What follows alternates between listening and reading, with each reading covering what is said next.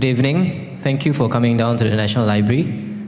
Today's National Library Arts Conversation, we're going to be discussing the Singaporean brand of music. First of all, let me introduce myself. I am the moderator. My name is Edino Abdul Hadi. I am the music reporter from the Straits Times. I have been covering music here in Singapore since for about 15 years right now. I used to write for Big O, a music magazine which is now defunct. But I used to actively cover music for the magazine, and then after that with the Straits Times. Today, our two speakers are Singaporean music artists who have done a lot in the music scene here and have made an impact overseas as well. First up, we have Kevin Matthews. Please give a round of applause to Kevin. Right. Kevin is a Singapore singer-songwriter. You might recognize one of his biggest hits. It's a song called My One and Only. It was by the Watchmen, one of his groups. Kevin has been involved in a lot of groups under his solo name, as well with groups like Watchmen, Popland, and My One and Only was from 12 Stories, right? No, it was on 12 Stories. It was covered by Lamine. Yeah. Right. And Kevin's also very much in tune with the local music scene because he writes as well. He's a music writer just like myself. He writes for Today Magazine and he runs his own website called Power of Pop. He used to write for Big O too. Oh yeah. Back in the day, in the 90s and the 80s, right? All right. And our other speaker is Shiga Shay. Please give a round of applause for Shiga. A lot of the millennials here will be very familiar with Shiga Shay's work. Shiga is a rapper, but more than just a rapper, he's also he's like the new wave of artists, a very DIY kind of artist. He doesn't just rap, he makes his own videos, edits his own stuff. You know, he has full control of his own career. You might have seen him perform at a couple of National Day parades, right? Yeah. And recently, Shiga had the honor of representing Singapore artists when Lee Hsien Loong was in Washington as Obama's guest, and Shiga was there to represent Singapore musicians. He performed at a party after the event. Yeah, at the after party at the State. Yeah. All right. And Shiga's songs are pretty popular. If you go online, you look at his YouTube page, and his biggest hits like Limpe and all that, they get like 500,000 views each. So yeah, he's got quite a big following here in Singapore. All right, let's kick off with the first question. This is open to the both of you, right? There's a lot of songs here in Singapore that's been done over the years in all genres. If you could remake a local song, which will it be and how would you redo it? This one is cheating a little bit because I've already remade it to an extent. But because I have this band called The Fast Colours, we kind of do covers of local music. So the song, the favorite one that I like that we've kind of remade is Chris Ho's, or Zakon Lounge rather, Cold in Buriram, right? Because it has a good balance of pathos and power, right? And we kind of did it like a Who song.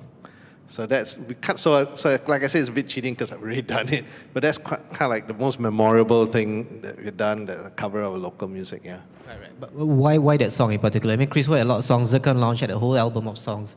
Why that one song in particular? Yeah, so like I said, because it seems to have a really good balance of that sort of sense of feeling, but yet it has also very kind of visceral power. So there's kind of good feeling to it. If you kind of, you know, when I'm kind of singing the lyrics, you know, it's really emotional. So it kind of lends to the kind of delivery that we're doing. And we even had him, we actually performed it with him at one of the Fred Perry subculture some years back at the railway station. Right. That was an unforgettable moment, yeah. Right. Shiga, how about you? If there's a song, a remake, it'd probably be Home. Dick Lee's Home. Yeah, I'm sure we're all Home. familiar with that song. Yeah. I mean, because it's like, you know, one of the most legendary songs of our time, to be honest. So if I could remake that song, it'll be fun. Yeah. It's interesting that you chose that because you recently redid one of Dick Lee's old songs. Rasa Sayang. Yeah. What was that experience like? That was actually for Dick Lee's 60th birthday concert. So that was also an interesting experience because when Dick told me to have my take on Rasa Sayang, I had absolutely no clue what to do. So, but at the end of the day, it worked out pretty well. He gave me a lot of space and a lot of freedom to do what I wanted to do with the song, and yeah, which is why like I hope like if I ever get the chance to remix or redo Home, that would be definitely a very interesting take because Home is actually quite a slow song, and to be able to have a hip hop twist to it would be pretty incredible. Yeah. So what would you do? Right? Have a rap over it, keep the melody, keep the words, but I don't know, or turn it into a all-out rap. I mean, it wouldn't be an all-out rap because that would kind of spoil the essence of the song. I feel like the lyrics still have to be maybe at least 70% of the original song. Then maybe I could like splice in 30% of like what I would do with it, and because ultimately Home is an anthem, for like an unofficial anthem for Singaporeans. So I wouldn't want to touch too much of it. Yeah. All right. Okay, the next question is, both of you work with a lot of other local musicians, right? So if you could work with any local musicians, dead or alive, okay, let's open it up, that you've never worked with before, who will it be and why?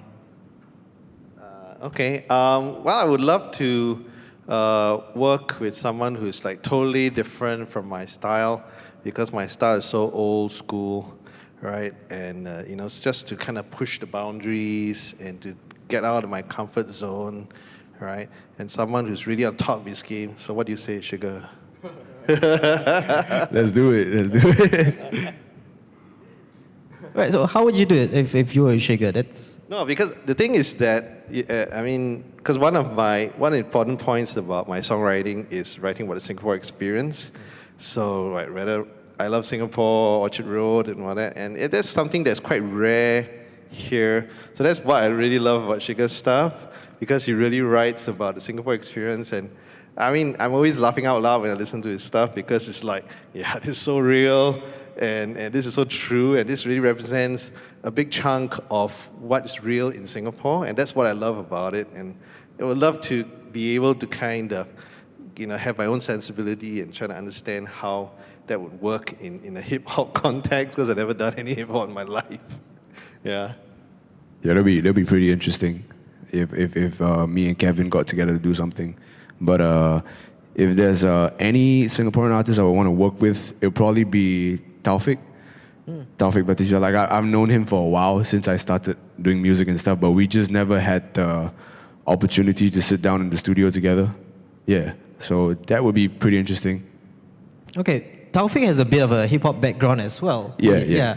So, R&B, hip hop, yeah. Yeah. So what kind of song will it be? How would you approach it? What kind of song? It'd probably be a song for the ladies, because Taufik's like kind of good with that, and he's kind of like one of the people that's been doing music in Singapore for a very long time. Yeah. So he's been through like hip hop back in the days until what it is right now.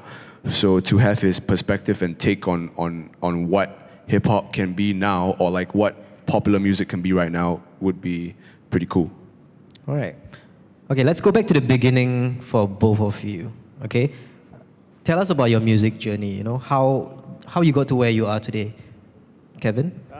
Well, for me, the thing is that, of course, I was a teenager in the 70s, and in the 70s, it was kind of like there was really not much local music happening, and by the time of the 80s, when I kind of graduated from law school, there was really nothing to do as far as music is concerned. So I kind of put my music on the back burner and went to get a job and everything. All right. So it was only like the late 80s, early 90s, that suddenly there was like a revival in local music with Big O, as we mentioned before. And then suddenly, I was already 30 by then, and then suddenly it was like, oh, I can actually do this. I can actually kind of chase my dream again. You know, I thought it was dead.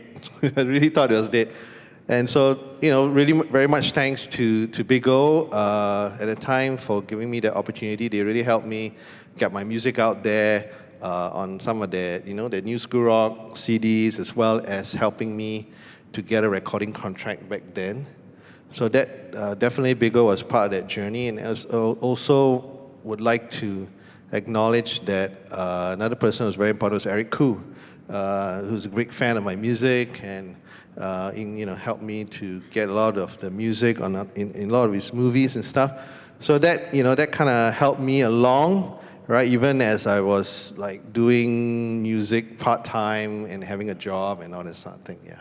Are you still practicing? Are you still in the legal industry? No, I'm no longer in the legal profession. I'm doing teaching now. So it's more. So basically, I decided to do something part time so that I could just do a little bit more with music and stuff. Yeah. Right, it can't be that easy a decision to make, right? You could have had a cushy career in law, but you chose to, pursue music instead.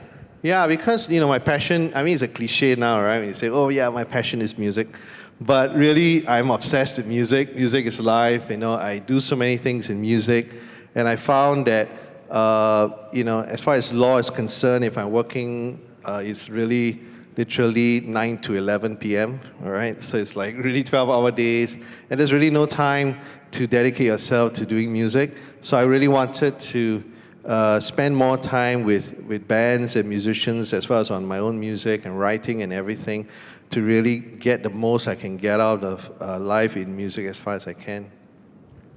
Shiga, how about you? I remember you graduated from Singapore Polytechnic, right? Yeah. What were you studying there? I was studying mass communications in Singapore Poly. So how I started out was actually when I was 16 in secondary school. I used to just record in my bedroom like raps and stuff and just upload it on MySpace. That was before YouTube was the thing. And then probably like when I was 17, I started putting it out on YouTube. Then I got a little bit of attention here and there, just a little bit. Then I just kept doing what I do, and in Singapore Poly Mass Communications, there was a module that required me to do production. So I used that as an opportunity for me to learn how to shoot my own music videos, and then because I couldn't afford to hire people to shoot my music videos, so learning that in school, I shot all my music videos from maybe when I was until now, actually. But I just kept shooting music videos, and slowly I started to get more fans and attention from the public. And from then, I put out my first EP back in 2012. That was just before I ran into national service. So I was 2012, I was 19. Yeah, 19. So I after that EP was out, like a month later, I went into national service. But thankfully, I was put into the SAF Music and Drama Company, so MDC, which I served for 2 years. And that was a really big learning curve for me, because I had to be more than just a rapper. I had to sing, dance, act, host, everything. It was like a circus. So I had to do that, and that really expanded my my knowledge as a performer, and how because I did within the 2 years I did 600 over shows, so I was just so used to being on stage, and that really opened my eyes to a lot of stuff. And after coming out for 2 years, and within that 2 years actually, so I served from 2012 to 2014, and in 2013 I put out Limpe, my song Limpe, in the middle of national service. So after doing that, things just started to roll and all that. Then I did NDP in 2014, which Dick Lee was the director of that. He gave me a lot of space for that too. And after that, things have. Then I put out my first full-length album in 2015, and last year. And I did a movie last year too. Also because of national service, because in the 2-year stint in Music and Drama Company, I had to do the musical called A Boys to Men musical. So that for me was real national service. I wasn't paid to do that, So I had to do that, and I had this segment where I was just like rapping. I had this rap off with Tosh. So I did that, and Royston was actually at the premiere of the musical. So he saw me, and then his producer was with him. So he created a role in the movie after seeing me. So that was pretty crazy because that's actually my national service. Right. Can you tell us a bit more about the movie? What's the title again? The movie is called 3688. It came out last year. It's a Mandarin movie, like a family comedy sort of thing. But that movie opened a lot of doors for me too. You know, he gave me the opportunity to write the theme song of the movie, and you know, that was my first time like acting on a big screen, and that really, acting is something that, you know, I've got kind of a passion for too, but it comes second with music. But it was a great opportunity for me to learn. So after I did that movie and then my album, and now I'm here speaking to you. Awesome. All right. For both of you, right? Describe the happiest moments in your music career. Is it when you're making music, when you're writing music, when you're in the studio, when you're up on stage, when you're dealing with the fans? Which part is which part are you happiest? I mean, there are quite a few, but there was one recent thing that happened that really kind of blew my mind. So there was this musician whom I really admire. He's really a great musician. And we just met up and had a chat. And then he told me that my music inspired him to be a musician when he was 12 years old. Yes, I'm that old. Yeah, yeah, he's like in his 30s now, right? So yeah, so when he told me that, I was really blown away because I do remember at the time and making that music and releasing that music, I never imagined my wildest dreams that somebody would be inspired to be a musician because of that music. That is really special, you know, that's really special, yeah. Shiga? I think like, you know, the different process of making music to getting the music out, it all boils down to your purpose of your passion. Like, what are you doing it for? So for me, it's like creating music in the studio allows me to release emotions that I can't release or I can't express through daily conversation. That I could put into music, because for rap and hip hop, it's really free form. You can say whatever you want to say in a song and just express whatever you want to express in terms of emotions. So that gives me an outlet. And when I tell stories, because my music is directly related to my real life, so when I put it into songs and stuff like that, it's an outlet for me to release, right? And when the fans or when the public hears my songs, I kind of feel like, because these songs are so real to me, when the public hears it, I feel like I get this form of release, in a sense, like I'm sharing my stories with these people. I'm not just like going through these situations alone. I have like people who can relate to these songs or whatever. When a fan comes up to me and be like, oh, this song helped me get through a certain period of my life, that's the best thing in the world. You know, that's the best feeling you can ever get. And when you perform at shows and when you see these people sing along to every single word of your songs, it gives you a sense of fulfillment that money can never buy. You know, it's not about the money. It's not about like who knows you. It's not about the fame. It's about just that feeling you get when your music touches certain people. Yeah. So that's all about music, man. What was the biggest challenges that both of you faced so far in your music career, and you know, how did you overcome that? Well, I think for me, it's very straightforward because, like I mentioned before, by the time I really kind of started recording and stuff, I was really in my 30s. So I really had 2 kids at that time, and they were very young, and I had a full-time job. So that was the main challenge. It was juggling, making music, and job and family at the same time. And it was very challenging because time was a real constraint. And I remember recording music and sometimes rushing and being concerned about the time, right? And sometimes you feel in the back of your mind that this is probably not the best I could do because I don't have the time, for example. So that was a challenge. But I think sometimes that also sometimes kind of pushed me to be more creative, to come up with solutions and to try to record as fast. So someone remarked to me once recently when I was recording that I'm the one take guy because because of that. I basically record everything one take, and I get it nailed down. Usually 1 or 2 takes because I got so used to the pressure of having to finish the recordings as fast as possible so that I can get back to my job or get back to my family and whatnot. Yeah. Do you still have to do that? Are you still... No, now no longer. But I still become this one take guy. It just becomes a source of habit anyway. Shiga? I think for me, the biggest challenge at the beginning was to even kind of convince people that music is a relevant source of income. Because Singapore it's a pretty conservative society in a sense. Like if you do dabble anything with the arts or music or anything creative, people tend to look at you funny in a certain way because you are kind of like different from everybody else.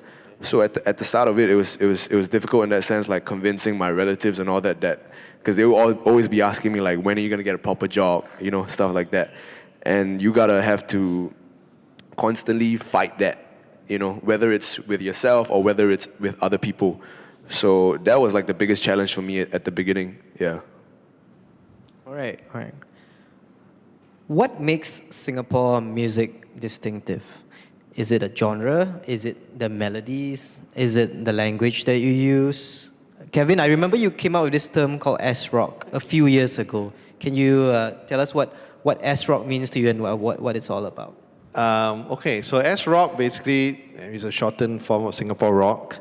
So the idea back then was actually relating more to the kind of indie rock, indie alternative rock that was quite prevalent in the so-called underground music scene that we had. So the idea, more or less, was that it was just rock music made in Singapore. It's not so much about how you sang or the accents they use, right? I mean, I've always hoped, and I still put it out there, and I've spoken to many musicians, songwriters about this, is that, we need more people to write about the Singapore experience. That's why I love this guy so much, right? Because, yeah, that's so important to me. We need people to write about our culture, and we need people to write about our experience, right? So I don't believe that, there's anything distinctive about the style of music or the language or all those things. It's really more about trying to represent the Singapore experience. May not necessarily be, like singing in Singlish, not necessarily, but it just basically that it comes from a source that is made in Singapore. I think that's basically how I look at it. Yeah. Okay. Shiga is very interesting because in his songs he has dialect, and in one song can contain several different languages native to Singapore. And you have a song about Dakota, I remember, right? Have a song about what? The estate, Dakota Estate. Oh yeah. Lion so, City Kia. Yeah. But what is Singaporean music to you? Singaporean music can be distinctive in many different forms. It could be distinctive in language. It could be distinctive in the stories that you tell. Because songwriting is all about the stories that inspire you or the things that you go through in life.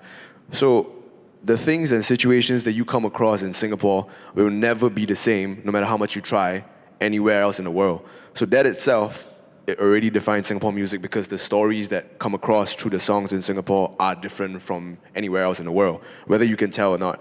And for language, we've got Tamil, we've got Malay, we've got Mandarin, we've got English, Singlish, if you would say it like that. That itself is a whole different category where you can people can tell immediately, like, oh, that's a Singaporean song because of the language that it has. So I feel that Singapore music is defined based on a lot of things. Like, it depends on how you look at it. Yeah. All right. How about the fans, the people who actually listen to your music? Music is like fashion, the styles come and go. How have you seen fans of Singaporean music evolve and change over time, and how do you deal with that? How do you keep up with, or do you concern yourself with what the audiences want and then tailor your music to that, or how do you deal with that? Actually, I take a very macro perspective because I look at it more as an observer rather than look at it from the point of view of my fans or things like that. So as far as, let's say over time, we say over time, what is the Singapore music fan? So we have actually gone from the 60s where it was a massive fan base, right, to the 70s, 80s when it was virtually zero. And then it had a slight revival in the 90s. And then again, there was a dip, so a lot of ups and downs. But then in the last 10 to 15 years, it has really grown quite exponentially.